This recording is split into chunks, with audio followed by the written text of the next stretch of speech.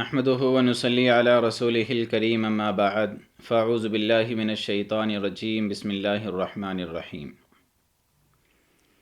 يا زكريا إنا نبشرك بغلام اسمه يحيى لم نجعل له من قبل سميا قال رب أنا يكون لي غلام وكانت امرأتي عاقرا وقد بلغت من الكبر عتيا صدق اللہ العظیم۔ میرے محترم بھائیوں اور عزیز دوستو، آج کے درس کا آغاز سورہ مریم کی آیت نمبر 7 سے کیا ہے۔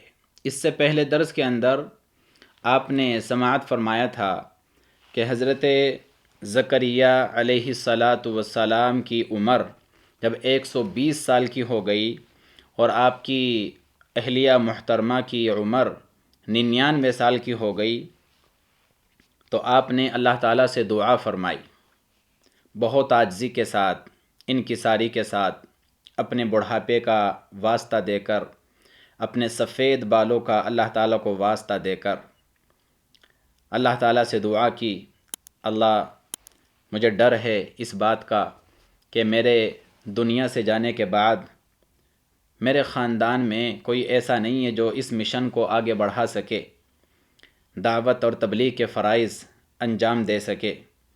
اس لیے اللہ مجھے ایک وارث عطا فرما، ایک ایسا نیک صالح بیٹا عطا فرما جو اس مشن کو آگے بڑھا سکے اور یہ دعوت اور تبلیغ کا سلسلہ یوں ہی جاری اور ساری رہے۔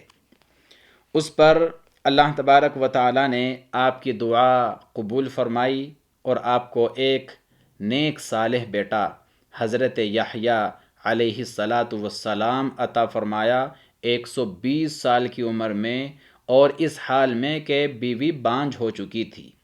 اس آیت کے اندر اللہ تعالیٰ اسی کی خوشخبری سناتے ہیں حضرت زکریا علیہ السلام کو۔ فرماتے ہیں یا زکریا انا نبشرک بغلام، اے زکریا ہم تجھے خوشخبری سناتے ہیں ایک لڑکے کی، اسمہ یحییٰ، اس کا نام یحییٰ ہوگا، لم نجعل لہ من قبل سمیہ، اور ہم نے اس نام کا کوئی شخص اس سے پہلے پیدا نہیں کیا۔ اللہ تعالیٰ نے خوشخبری بھی سنا دی کہ دیکھو تیری دعا قبول ہو گئی، ہم تجھے ایک بیٹا دیں گے، اور ساتھ ہی نام بھی تجویز کر دیا، اس کا نام یحییٰ ہوگا، یحییٰ نام رکھنا، اور ساتھ ہی یہ بھی بتا دیا کہ دیکھو یہ پہلا بچہ ہے جو اس نام کا دنیا کے اندر آ رہا ہے، اس سے پہلے کوئی بھی بندہ یحییٰ نام کا دنیا کے اندر نہیں گزرا۔ جب اللہ تبارک و تعالیٰ نے لڑکے کی بشارت سنائی تو اب خوشی کا جو ہے ٹھکانہ دیکھیں حضرت زکریا علیہ السلام کا، خوشی بھی ہے، تعجب بھی ہے، اور خوشی اور تعجب کے جذبات کے ساتھ ساتھ اللہ تعالیٰ کا شکریہ بھی ہے۔ فرماتے ہیں قال رب انا یکون لی غلام، میرے رب مجھے کس طرح لڑکا ہوگا، مجھے لڑکا کیسے ہوگا، وکانت امرأتی عاقرا، میری بیوی تو بانجھ ہے، وقد بلغت من الکبر عتیہ، اور میں بڑھاپے کی وجہ سے اس حال کو پہنچ چکا ہوں کہ میرا جسم سوکھ چکا ہے۔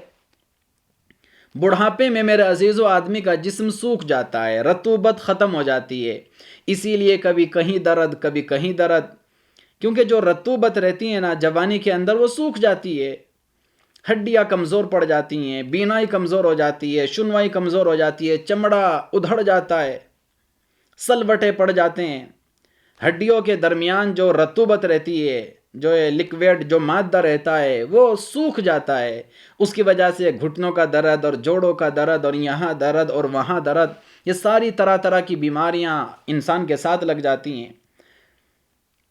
بڑھاپا ہے میرے عزیزو، بڑھاپے کا ایک اثر ہوتا ہے، جس طرح جوانی کا ایک اثر ہے، طاقت ہے، قوت ہے، اور جی جو ہے ایک نشہ ہے، ایک جنون ہے جوانی کا۔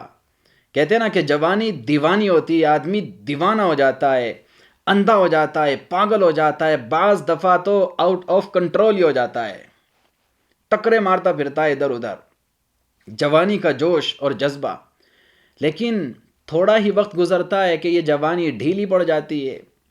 جب بڑھاپا طاری ہوتا ہے پھر بڑھاپا اپنا اثر دکھاتا ہے، پھر ساری جوانی دھری کی دھری رہ جاتی ہے، طاقت اور قوت ختم ہو جاتی ہے. پھر آدمی میرے دوست و عزیزو اپنی جوانی کو یاد کرتا ہے، اپنے بچپن کو یاد کرتا ہے. تو بڑھاپا ہر کسی پر اثر کرتا ہے. ایسا نہیں کہ کوئی آدمی ذرا ڈرائی فروٹ کھانے والا ہو، طاقت قوت والا ہو، ذرا اپنی جسم اور صحت کا بہت زیادہ خیال رکھنے والا، اس پر کوئی بڑھاپا اثر نہیں کرے گا. نہیں، سب پر اثر ہوتا ہے. کسی پر جلدی ہو جاتا ہے، کسی پر ذرا دیر سے ہوتا ہے، لیکن بڑھاپا سب کے اوپر اثر ڈالتا ہے. خود ہمارے آقا صلی اللہ علیہ وسلم جن سے زیادہ اسٹرونگ اور جن سے زیادہ مضبوط اور جن سے زیادہ طاقتور اور بہادر کوئی ہو ہی نہیں سکتا، آپ نے بھی بڑھاپے کا اثر محسوس کیا. حالانکہ 63 سال کی عمر میں جس سال آپ دنیا سے تشریف لے گئے، چند بالوں کے سوا، 15-20 بالوں کے سوا آپ کی سر اور داڑھی کے بال سفید نہیں ہوئے تھے، بالکل بلیک تھے. لیکن اس کے باوجود بھی بڑھاپے کا اثر آپ نے محسوس فرمایا. آخری جو عمر کے جو آخری 1-2 سال ہیں، یعنی آپ کی عمر کے جو آخری سال ہے، 1 سال یا 2 سال تقریباً، ان 2 سالوں میں اللہ کے رسول صلی اللہ علیہ وسلم نفل نماز بیٹھ کر پڑھتے تھے. بڑھاپے کی وجہ سے کمزوری آ گئی تھی. تو بڑھاپا میرے عزیزو ہر کسی پر اثر ڈالتا ہے. تو زکریا علیہ السلام فرماتے ہیں، اللہ بڑھاپے کی وجہ سے میرا جسم سوکھ چکا ہے، میری بیوی بانجھ ہے، پہلے سے بانجھ ہے، اور آپ کہتے ہیں تمہارے یہاں لڑکا ہوگا. اللہ کیسے ہوگا؟ میرے عزیزو یہ جو سوال ہے یہ شک کی بنیاد پر نہیں کہ معاذ اللہ کوئی اللہ کی قدرت پر آپ کو کوئی شک ہو رہا ہے، نہیں، تعجب کی بنیاد پر تعجب ہو رہا ہے. اور تعجب کے ساتھ ساتھ ایک طرح سے خوشی کا اظہار ہے، شکر کا اظہار ہے، شکریہ ہو رہا ہے، شکریہ کی ادائیگی ہو رہی ہے. خوشی بھی ہے، اللہ کا شکر بھی ہے، اور تعجب بھی ہے، شک نہیں ہے. تو اللہ تعالیٰ نے کیا فرمایا؟ قال کذالک زکریا، اس میں تعجب کی کیا بات ہے؟ ایسے ہی ہو جائے گا، تمہیں لڑکا چاہیے نا، بس ٹینشن فری ہو جاؤ، ایسے ہی ہو جائے گا. تم بوڑھے ہو گئے تو کیا ہوا، اور بیوی بانجھ ہے تو کیا ہوا؟ ہمارے لیے کچھ مشکل نہیں ہے، یہ مخلوق کی کمزوری ہے. بھائی آدمی بڈھا ہو گیا اور آدمی جو ہے کسی کی بیوی بانجھ ہو گئی، بچہ جننے کے لائق نہیں، یہ مخلوق کی کمزوری ہے، خالق کی کمزوری نہیں ہے. خالق تو چاہے بانجھ کو بچہ دے دے، اور خالق چاہے زکریا علیہ السلام 120 سال کی عمر ایک بڈھے انسان کو اللہ تعالیٰ بچہ دے دے. یہ تو مخلوق کی کمزوریاں ہیں. تمہارے لیے مشکل ہو سکتا ہے، تمہارے حکیموں کے لیے مشکل ہو سکتا ہے، تمہاری عورتوں کے لیے، تمہارے بوڑھوں کے لیے مشکل ہو سکتا ہے، تمہارے ڈاکٹروں کے لیے مشکل ہو سکتا ہے. ہمارے لیے کوئی مشکل نہیں. ہم چاہیں تو بانجھ کو بچہ دے دیں، بڈھے انسان کو بچہ دے دیں، ہمارے لیے مشکل نہیں. اور ایسا ہوتا ہے میرے عزیزو، دنیا کے اندر ہی اللہ تعالیٰ اس طرح کی مثالیں دکھا دیتے ہیں. ایک نوجوان ہے، صحت مند ہے، تندرست ہے، بیوی بھی نوجوان ہے، صحت مند ہے، تندرست ہے، لیکن بچہ نہیں ہو سکا، بچہ جننے کی صلاحیت نہیں ہے. بہت علاج بھی کرایا، 1000 علاج کرایا، علاج کرانے کے باوجود بھی بچہ پیدا نہیں ہو سکا.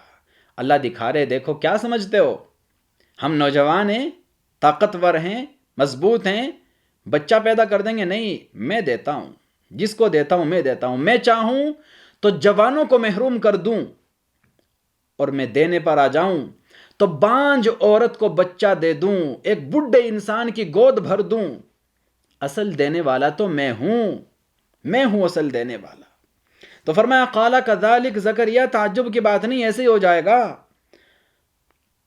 قال ربک هو علی ہین، اور یہ تیرے رب کے لیے آسان ہے. ایسا بھی نہیں کہ ہمیں کوئی بہت یہ کام کرنے میں مشکل پیش آئے گی، یا بہت جو ہے مشکلات سے گزرنا پڑے گا۔ اللہ کے یہاں ممکن اور ناممکن کی کوئی تقسیم ہی نہیں ہے، وہاں تو مشکل اور ناممکن کا نام و نشان ہی نہیں ہے۔ اللہ کے لیے ہر چیز آسان، ہر چیز آسان، وہاں کچھ بھی مشکل نہیں، کچھ بھی ناممکن نہیں۔ وَقَدْ خَلَقْتُكَ مِن قَبْلُ وَلَمْ تَكُ شَيْئًا، اور اللہ فرماتے ہیں تعجب ہو رہا ہے، کیا ہم نے تجھے پیدا نہیں کیا جب تو کچھ بھی نہیں تھا؟ کیا ہم نے تجھے پیدا نہیں کیا؟ عدم سے ہم نے تجھے وجود بخشا، نتھنگ سے اگر ہم سم تھنگ کر سکتے ہیں تجھے، تو کیا اس بڑھاپے میں تجھے اولاد نہیں دے سکتے؟ ارے جب تم کچھ بھی نہیں تھے، کچھ نہیں تھے، کچھ نہ ہونے سے اللہ نے تمہیں کچھ بنا دیا، جیتا جاگتا انسان بنا دیا، تو کیا ہم تمہیں اولاد نہیں دے سکتے؟ ہم تمہیں بھی دے سکتے ہیں۔ کہنے لگے قال رب اجعل لی آیہ، اچھا میرے رب مجھے کوئی نشانی بتا دے تاکہ مجھے پتہ چل جائے کہ ہاں میری بیوی ذرا حاملہ ہو چکی ہے، پریگننٹ ہو گئی، ذرا کوئی نشانی بتا دیں۔ قال آیتک الا تکلم الناس ثلاث لیال سویا، اللہ نے فرمایا زکریا دیکھ، 3 دن تم کسی سے بات نہیں کر سکو گے صحت مند ہونے کے باوجود۔ 3 دن تمہارے اوپر ایسے آئیں گے کہ تم بولنا چاہو گے لیکن بول نہیں سکو گے، اور ہوں گے صحت مند۔ ایسا نہیں کہ معاذ اللہ کوئی فالج پڑ گیا، یا گونگے ہو گئے، یا زبان میں لکنت آ گئی، یا کوئی ذہنی اور خارجی بیماری کا اثر آ گیا زبان کے اوپر، ایسا نہیں، کوئی بیماری نہیں ہوگی، بس ایک علامت ہماری طرف سے یہ ہوگی کہ تم بولنا چاہو گے لیکن 3 دن بول نہیں سکو گے، سمجھ جانا پیٹ کے اندر بچہ آ چکا ہے اور آپ کی بیوی پریگننٹ ہو چکی ہے۔ خوش ہو گئے حضرت زکریہ علیہ الصلاۃ والسلام۔ فخرج علی قومہ من المحراب، اور پھر ایک دن اللہ کہتے ہیں زکریہ قوم کے سامنے باہر نکلے اپنے عبادت خانے سے۔ فَأَوْحَى إِلَيْهِمْ أَن سَبِّحُوا بُكْرَةً وَعَشِيًّا، اور ان کو اشارے سے کہا کہ دیکھو بھائی صبح اور شام اللہ کی تسبیح بیان کرو، اشارے سے فرمایا۔ کیونکہ یہ وہ زمانہ تھا جس زمانے میں آپ کی زبان کو اللہ تعالیٰ نے بند کر دیا تھا، اس لیے اشارے سے فرمایا، کیونکہ نبی ہیں، تبلیغ کا کام مسلسل کرنا ان کی ذمہ داری ہے۔ تو یہ وہ زمانہ کہ جس زمانے میں وہ علامت ظاہر ہو رہی ہے کہ بچہ پیٹ کے اندر آ چکا ہے، اس لیے زبان سے بول سکتے نہیں، اور دوسری طرف دعوت بھی دینا ہے، تبلیغ بھی کرنا ہے، تو تبلیغ کیسے کریں؟ اللہ فرماتے ہیں اس حالت میں جبکہ زکریہ علیہ السلام بول نہیں سکتے تھے، ایک معجزہ تھا ان کا، بول نہیں سکتے تھے، لیکن پھر بھی تبلیغ کا سلسلہ جاری رکھا، اشارے سے تبلیغ فرمائی، لوگوں کو اشارے سے کہا دیکھو صبح اور شام اللہ کو یاد کرتے رہو، اللہ کی عبادت کرتے رہو، اور اللہ کی تسبیح اور تحمید بیان کرتے رہو۔ اس کے بعد اللہ تعالیٰ نے بچہ عطا فرما دیا، یحییٰ علیہ الصلاۃ والسلام۔ وہ جوان ہو گئے، بڑے ہو گئے، جب وہ بڑے ہو گئے تو اب حضرت یحییٰ علیہ السلام کو اللہ تعالیٰ خطاب فرماتے ہیں، یا یحییٰ خذ الکتاب بقوہ، اے یحییٰ دیکھو اس کتاب کو مضبوطی کے ساتھ تھام لو۔ کون سی کتاب؟ تورات۔ موسیٰ علیہ الصلاۃ والسلام کو اللہ تعالیٰ نے جو تورات عطا فرمائی تھی، بنی اسرائیل کے اندر جتنے بھی انبیاء آپ کے بعد تشریف لائے، سب نے تورات کی تبلیغ کی اور سب نے تورات پر ہی عمل کیا۔ تو اللہ تعالیٰ کہتے ہیں یحییٰ اس تورات کو مضبوطی کے ساتھ پکڑو، اس کو خود بھی پڑھو، دوسروں کو بھی پڑھاؤ، خود بھی سمجھو، دوسروں کو بھی سمجھاؤ، اور اس کی تبلیغ کرو، اس کی اشاعت کرو، لوگوں کو بتاؤ، سمجھاؤ، تاکہ وہ اس کتاب کے احکامات پر عمل کر سکیں۔ وَآتَيْنَاهُ الْحُكْمَ صَبِيًّا، اور اللہ کہتے ہیں ہم نے یحییٰ کو بچپن کے اندر ہی حکمت عطا فرما دی تھی۔ حکمت سے مراد یہاں پر نبوت ہے۔ علماء فرماتے ہیں کہ عام طور سے تو اللہ تعالیٰ کی عادت یہ رہی ہے کہ 40 سال کے اندر انبیاء علیہ الصلاۃ والسلام کو اللہ تعالیٰ نے نبوت عطا فرمائی، لیکن 2 پیغمبر ایسے ہیں کہ جن کو بچپن کے اندر ہی اللہ تعالیٰ نے نبوت عطا فرما دی تھی، ایک حضرت عیسیٰ علیہ السلام اور ایک حضرت یحییٰ علیہ السلام، اسی کا ذکر ہے۔ اللہ کہتے ہیں ہم نے بچپن میں ہی آپ کو نبوت عطا فرما دی تھی، اور کیا کیا خوبی عطا فرمائی؟ وَحَنَانًا مِن لَّدُنَّا وَزَكَاةً وَكَانَ تَقِيًّا، اور اللہ کہتے ہیں ہم نے اپنی طرف سے خاص نرم دلی اور پاکیزگی اور تقوی حضرت یحییٰ علیہ السلام کو عطا فرمایا تھا۔ نرم دلی، بہت نرم دل، بہت گریہ وزاری کرنے والے اللہ کے سامنے۔ علماء کہتے ہیں اکثر و بیشتر آپ کی آنکھوں سے آنسو بہتے رہتے تھے، بہت رونے والے تھے اللہ کے سامنے۔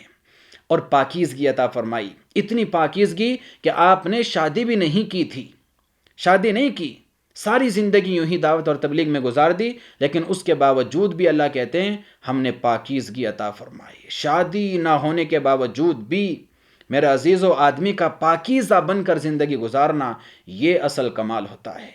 وَكَانَ تَقِيًّا، اور اللہ کہتے ہیں بڑے تقوی والے تھے، بڑا تقوی والا تھا میرا بندہ یحییٰ علیہ السلام۔ وَبَرًّا بِوَالِدَيْهِ، اور اپنے والدین کے ساتھ حسن سلوک کرنے والا تھا، والدین کے ساتھ بڑی محبت، بڑی خدمت کرنے والا۔ میرے عزیزو یاد رکھیے، خوش نصیب ہیں وہ لوگ جو اپنے والدین کی بڑھاپے میں خدمت کرتے ہیں، اور اللہ کی قسم بد نصیب ہیں وہ لوگ جو بڑھاپے میں خدمت کے بجائے دھکے دیتے ہیں اپنے ماں باپ کو، گالیاں دیتے ہیں، ڈانٹتے ہیں، دھمکاتے ہیں۔ بد نصیبی کی علامت، بد نصیب ہیں یہ لوگ۔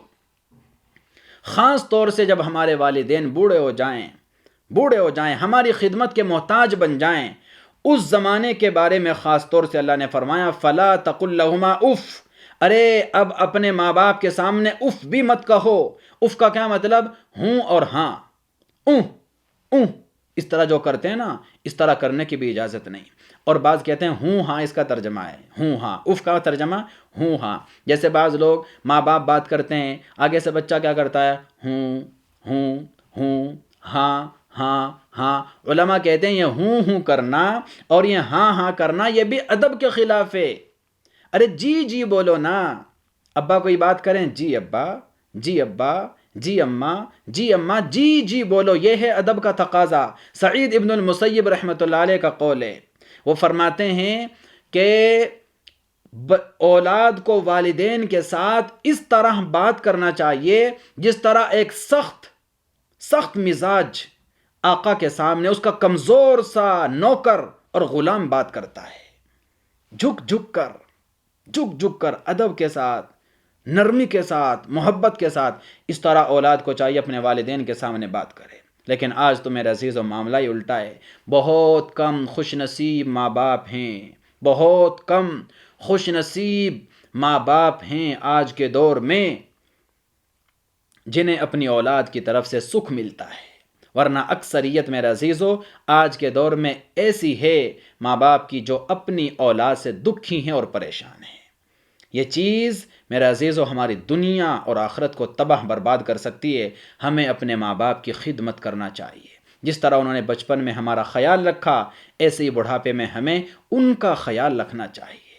اللہ کہتے ہیں وَبَرًّا بِوَالِدَيْهِ، یحییٰ اپنے والدین کا بڑا فرما بردار تھا۔ وَلَمْ يَكُنْ جَبَّارًا عَصِيًّا، اور وہ نہ تو سرکش تھا اور نہ نافرمان تھا، نہ تو سرکشی تھی مزاج کے اندر اور نہ ہی نافرمانی تھی، بہت رونے دھونے والے متقی پرہیزگار بندے تھے۔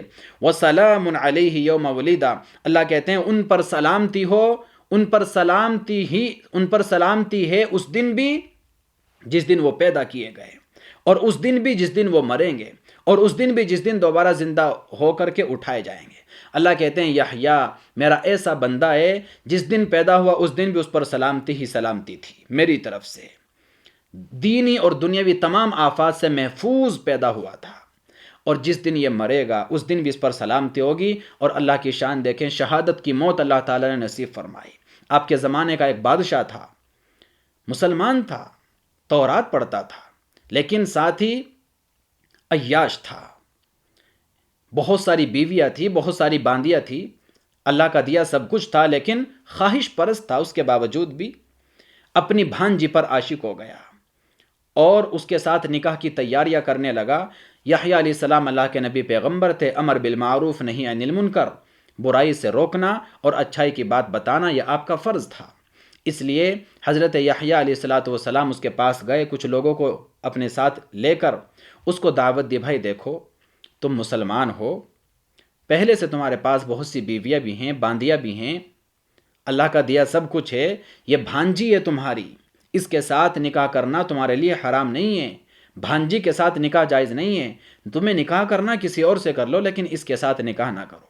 وہ وہاں اپنے جو ہے وہ لچے لفنگے قسم کے جو اس کے درباری اور اس کے نوکر چاکر جو اس کے پاس بیٹھے ہوئے تھے، اس نے دیکھا یہ یہاں میرے سامنے آ کر مجھے دعوت دے رہا ہے، مجھے سمجھا رہا ہے، تو غصے کی وجہ سے کھڑا ہوا، تو کون ہوتا ہے مجھے سمجھانے والا اور مجھے روکنے والا کہ میں یہ نکاح نہ کروں؟ تم کون ہوتے ہو؟ میں جس سے چاہوں نکاح کروں، تم کون ہوتے ہو مجھے روکنے والے؟ اور غصے میں کھڑا ہو کر وہیں پر اس بدبخت نے حضرت یحییٰ علیہ السلام کو شہید کر دیا۔ اللہ کہتے ہیں جس دن میرا بندہ مرے گا اس دن بھی سلامتی اللہ تعالیٰ نے شہادت کی موت نصیب فرمائی۔ وَيَوْمَ يُبْعَثُ حَيًّا، اور جس دن دوبارہ زندہ ہو کر کے اٹھایا جائے گا اس دن بھی یحییٰ پر سلامتی ہی سلامتی ہوگی۔ آخرت کی تمام تر تکلیفوں سے، دشواریوں سے، مشکلات سے اللہ تعالیٰ آخرت کے اندر بھی ان کو محفوظ رکھیں گے۔ وآخر دعوانا ان الحمد للہ رب العالمین۔